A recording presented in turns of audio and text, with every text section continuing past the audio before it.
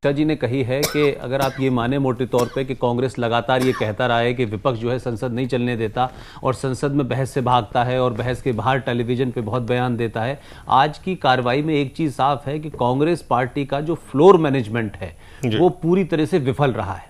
और दूसरी बात यह है कि कांग्रेस पार्टी इस सेशन में जाने से पहले जिस अफरा तफरी और जल्दबाजी में तेलंगाना की घोषणा की है, उससे कांग्रेस के अपने ही 7 एमपीओ ने इस्तीफा स्पीकर के पास भेज रखा है, 2 राज्यसभा के एमपीओ ने इस्तीफा भेज रखा है, 4 मंत्री जो हैं सरकार से बाहर जाने की धमकी दे चुके हैं। सोनिया गांधी से मिलने के बाद भी वो खुश नहीं है। आज जो पूरे दिन हंगामा हुआ है वो तेलंगाना और बोडोलैंड के लोग कर रहे थे, उसमें भारतीय जनता पार्टी का कोई शामिल नहीं था। ये बात अलग है कि जो राज्य की दूसरी छोटी इकाइयां चाहे टीडीपी हो या दूसरे लोग हो वो हैं। जिस तरीके के चंद्रशेखर ने जो उनकी टीआरएस है, जिस किस्म के उन्होंने बयान आए हैं और जिस तरीके की बातें उन्होंने हैदराबाद को लेकर कही हैं, उससे लगता है कन्फ्रंटेशन बढ़ने जा रहा है जी। इस पूरी चीज को कांग्रेस पार्टी ने इस मानसून सेशन से पहले उठाया। अब दूसरी बात यह देखें कि कांग्रेस पार्टी और खासतौर से सोनिया गांधी जी का जो सबसे प्रिय बिल है जिसमें फूड सिक्योरिटी के नाम पे उनको वोट सिक्योरिटी चाहिए, उस फूड सिक्योरिटी को लाने से पहले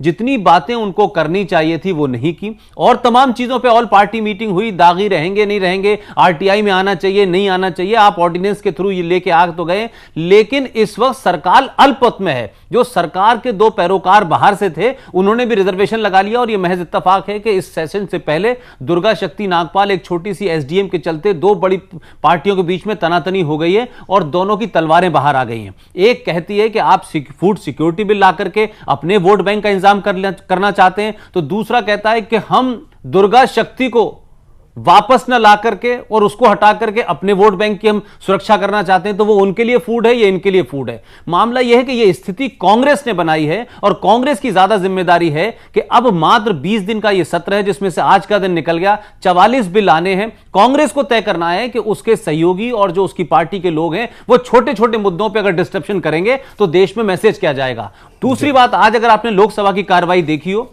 ये मैंने पहली बार देखा, पिछले 10 साल से मैं लगातार कार्रवाई देख रहा हूं कि आज सदन के अंदर जो हंगामा हो रहा था उस हंगामे को नहीं दिखाया जा रहा था। मुझे याद है कि जब भी भारतीय जनता पार्टी के लोग वेल में जाते थे तो लोकसभा का चैनल जो था लगातार दिखाता था। आज पूरी कोशिश की गई कि उस हंगामे में कौन लोग हैं, एक आध बार कोई 30 सेकंड के लिए दिखाया गया, उसके बाद वो दिखाई नहीं गया। ये बार बार बाहर आके कहा गया कि देखिए विपक्ष नहीं चलने दे रहा, लेकिन कांग्रेस पार्टी बताए कि इस देश में बीजेपी के अलावा भी कोई विपक्ष है कि नहीं है।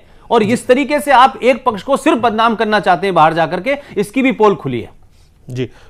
जो एक महत्वपूर्ण बात है, फूड सिक्योरिटी की बात आप कर रहे हैं, लेकिन आपके जो सहयोगी हैं समाजवादी पार्टी, जिन्होंने कई अवसरों पे आपको इस जो दलदल में फंसते थे तो निकालते थे, इस वक्त वो आपके साथ खड़ी नहीं नजर आ रही है। नहीं, ऐसा नहीं है। तो फूड सिक्योरिटी बिल पे भी उनके नेता ने साफ साफ कहा है कि पार्टी खाद्य सुरक्षा बिल का समर्थन नहीं करेगी। समाजवादी पार्टी के नरेश अग्रवाल जो उनके नेता है उन्होंने साफ साफ कहा इस बात। नहीं, देखिए प्रधानमंत्री की और मुलायम सिंह जी की इस संदर्भ में बातचीत भी, और वहाँ से उन्होंने आश्वस्त किया था कि इस पर सरकार उनकी जो शंका है उस पर ध्यान देगी, और एक किस्म से उन्होंने अपनी बातें रखी थी और प्रधानमंत्री ने भी उनको आश्वस्त किया कि उनके रिजर्वेशन पर भी सरकार विचार करेगी। अब एक जो अलग है दुर्गा शक्ति के मामले की वजह से ये जो सारी तलवारें दिख रही, लेकिन उसको हम उसे ये फूड सिक्योरिटी बिल एक लार्जर बिल है जो देश के गरीब लोगों को और विभिन्न राज्यों ने, बहुत से राज्यों ने इस बिल को लागू भी किया है। प्रतिपक्षी बहुत से दल अपने बिल को ज़्यादा आगे बढ़ा हुआ कहते हैं, तो इसलिए मैं समझता हूँ ये राष्ट्रीय आवश्यकता है और धीरे धीरे सारे दल के लोग इसको समझेंगे। पक्ष और हमारे सहयोगी है, उनका अधिकार है कि अपना कुछ ऐसा मिल रहा, भाई जो हमारे एलीज है जो बाहर से भी सपोर्ट दे रहे हैं वो पूरे कांग्रेस के एजेंडे के कार्यक्रम के साथ खड़े हो जाए, ऐसा तो संभव नहीं है डेमोक्रेसी में। उनके रिजर्वेशंस को भी हम लोग देखेंगे और हमें पूरा विश्वास है कि समाजवादी पार्टी अल्टीमेटली जब पार्लियामेंट में बिल आएगा, जब बहस आएगी, आपको लगता है जो जितना समय है इस वक्त, जितना आपके पास मुझे समय लगता है और जितने दिन बचे हुए हैं और जिस तरह का आपका फ्लोर मैनेजमेंट है, जिस तरह विद इन कांग्रेस जितना कॉन्ट्राडिक्शंस है, विद इन यूपीए जो कॉन्ट्राडिक्शंस है, कहीं कैसा कॉन्ट्राडिक्शन नहीं। सारे दलों के लोगों ने, हमारे जो भी सहयोगी बीएसपी ने साफ साफ कह दिया हम इसके सैद्धांतिक बीजेपी ने भी कहा है, लेकिन हर दल ने ये कहा है कि बिल को संसद में आना चाहिए। और ये लोकतंत्र में जरूर है कि जब बिल आएगा हर दल का अपना अपना स्टैंड है, कुछ उसमें सुधार की बात करेंगे, कुछ संशोधन की बात करेंगे, लेकिन मेरे ख्याल से अमूमन पूरा पक्ष और प्रतिपक्ष इस फूड सिक्योरिटी बिल के पक्ष में है और इसके पास करने में मैं नहीं समझता हूँ कि किसी की तरह की कोई दिक्कत आएगी। और कई आप देखिए, खाद्य सुरक्षा बिल के अलावा जो भूमि अधिग्रहण बिल है, कंपनी से संबंधी विधेयक है, बीमा और पेंशन विधेयक है, ये तमाम ऐसे बिल हैं जिसपे कि राजनीतिक मतभेद बहुत ही गहरा है। नहीं, पेंशन बिल पर भी पार्लियामेंट्री अफेयर्स मिनिस्टर की प्रतिपक्ष से ही बात हुई, भारतीय जनता पार्टी के मेन प्रतिपक्ष से भी बात हुई, उन्होंने भी सहयोग देने की का भरोसा दिलाया है।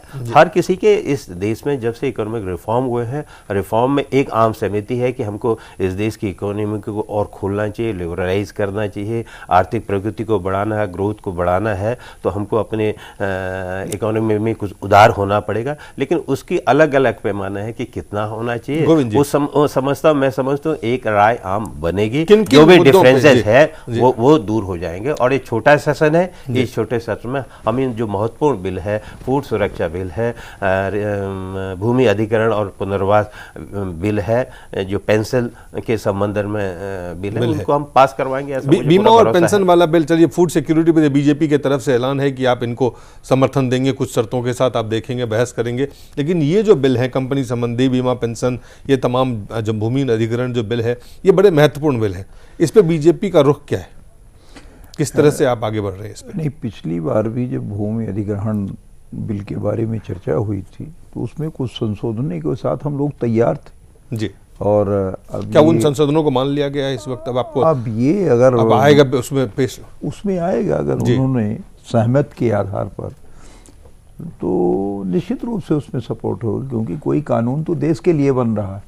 और अगर इन लोगों ने कोई उस ढंग से जोर जबरदस्ती जिस तरीके से ये करते आए हैं, अब ये फूड सिक्योरिटी बिल की बात कर रहे हैं जी, अभी हमारे मित्र उधर से कह रहे थे कि ये तो कब हो जाना चाहिए था, 6 महीने चुनाव के बचे हैं, तो ये फूड सिक्योरिटी बिल के लिए ताकत आज उनको दिख रहा है कि लोग गरीब हैं, भूखे हैं, समझ रहे हैं कि नहीं? 2011 में बिल ये पार्लियामेंट पे इंट्रोड्यूस हो चुका था। ऐसा है कि आज तो ये कमजोर की स्थिति में है, आज तो ये कमजोर स्थिति में है। सोचना पड़ रहा है कि ये दुर्गा शक्ति के कारण क्या सपा मदद करेगी या कुछ भी हो, लेकिन उस समय तो ये ताकतवर थे, क्यों नहीं कर सकते थे? आज अध्यादेश इन्होंने जारी किया, और पहले क्यों नहीं कर सकते थे?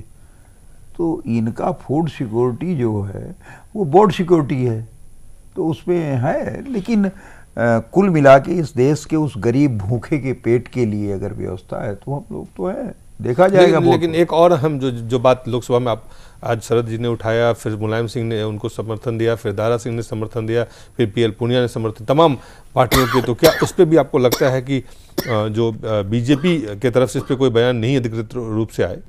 अभी बाहर से बयान देने की क्या, जब वो फ्लोर पे आएगा हम देखेंगे उस पर क्या आप जो तमाम house sentiment of the house है उसके साथ आप जा रहे हैं, उस पे क्या है बीजेपी की राय? ऐसा है कि जो देश की जनता के लिए, आवाम के लिए फायदेमंद होगा, तो बीजेपी तो हमेशा उस रूप में काम करती। बीजेपी उस रूप में। पुष्पेंद्र, एक छोटा सा ब्रेक लेंगे, ब्रेक के बाद जल्द वापस लौटते हैं।